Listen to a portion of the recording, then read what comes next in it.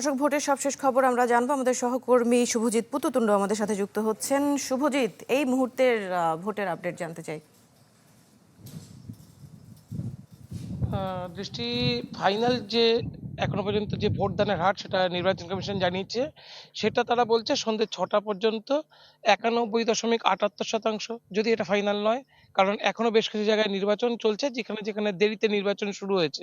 অনেক জায়গায় ইভিএম খারাপ ছিল, তাদের জায়গায় নির্বাচন দেরিতে শুরু হয়েছে এবং সেসব জায়গায় নির্বাচন চলমান রয়েছে। ফলে নির্বাচন কমিশনের যে ওয়েবসাইট সেটা আপডেট হচ্ছে প্রতি মুহূর্তে মুহূর্তে।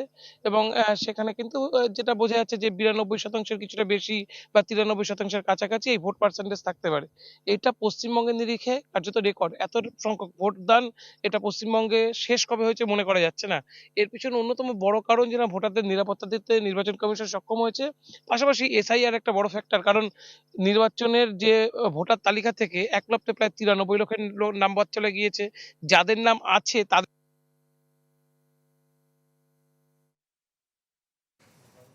সেক্ষেত্রে যদি পরবর্তীকালে তাদের নাম বাদ চলে যায়, এই আশঙ্কা থেকে একটা ব্যাপক মানুষ যারা রাজ্যের বাইরে থাকে, এই মুহূর্তে যারা দিল্লিতে, মুম্বাইতে যেসব সোনাপট্টিতে কাজ করতো বা বিভিন্ন জায়গায় বিভিন্ন সেক্টরে যেসব জায়গায় বাঙালি শ্রমিকরা কাজ করতো, সব জায়গা ফাঁকা হয়ে গেছে। সেসব জায়গায় কোনো বাঙালি লোক নেই।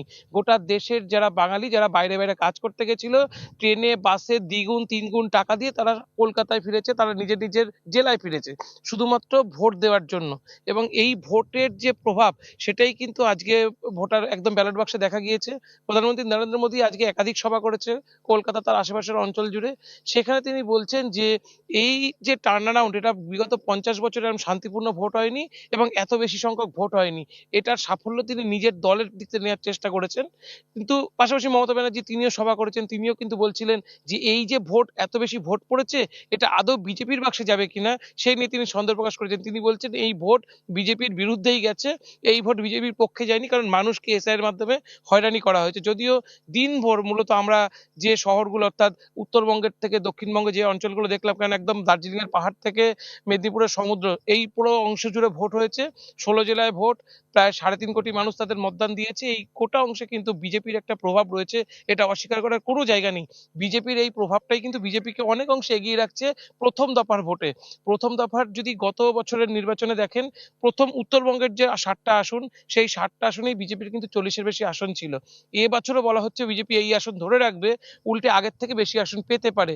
দক্ষিণাঞ্চলের অর্থাৎ জঙ্গলমহলের যে বাকি অংশগুলো বা মেদিনীপুরের এই অংশ, এই অংশগুলোর মধ্যেও যে বাকি আসনগুলো, সেখানেও বিজেপি আগের বছরের তুলনায় উল্লেখযোগ্য ভালো ফল করবে। বলা হচ্ছে গতবার যেখানে শাসক দলের হাতে 93টা আসন ছিল এবং বিরোধীদের হাতে 59টা আসন ছিল এবং নির্দল একটা ছিল, সেখানে ফলাফলটা উল্টে যেতে পারে, বিজেপির হাতেই 93টা আসন যেতে পারে। যেভাবে এখানে বিজেপির প্রচার প্রচারণা বা শাসক দলের যে একেবারে প্রতিষ্ঠান বিরোধী ভোট হয়েছে, বা যে একদম মালদা মুর্শিদাবাদের যেখানে সংখ্যালঘু অধ্যুষিত অঞ্চলে যেখানে তৃণমূলের ভোট ব্যাংক, পাকাপোক্ত ভোট ব্যাংক ছিল, এই অঞ্চলে হুমায়ুন কবির বাবরি মসজিদের এক নামে একটা ব্যাপক ভোট যেরকম কেটেছে শাসক দলের।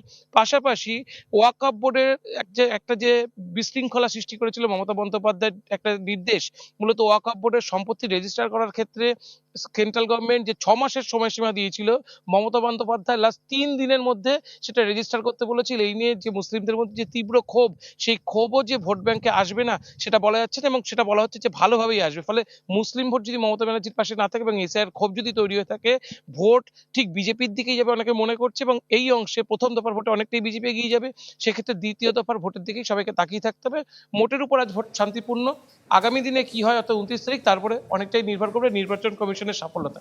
দৃষ্টি। জি শুভজিৎ, ধন্যবাদ আপনাকে আমাদের সাথে যুক্ত হওয়ার জন্য।